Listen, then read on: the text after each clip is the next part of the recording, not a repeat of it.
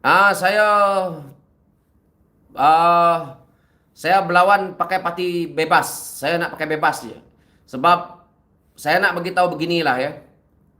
Sebenarnya parti ada ajak saya masuk. GPS pun ada ajak saya masuk di Sarawak ni. Parti GPS yang paling besar PBB pun ajak saya masuk. Cuma saya begini, kalau saya nak menjadi kita ni nak orang kata nak bersuara, untuk kita bersuara ni kalau kita ramai boleh pakai parti. Tetapi kalau untuk saya sendiri, bukan untuk sendirilah, untuk rakyat, kita nak vokal, saya lebih selesa pakai parti bebas. Jadi saya akan bebas untuk membangkang, saya akan bebas untuk bersuara tanpa terikat dengan perlembagaan parti. So itu pada saya lah. Tapi mungkin pandangan kawan-kawan ramai yang kata kau masuk parti, Daniel. Kau masuk parti lokal, kau masuk parti-parti ni.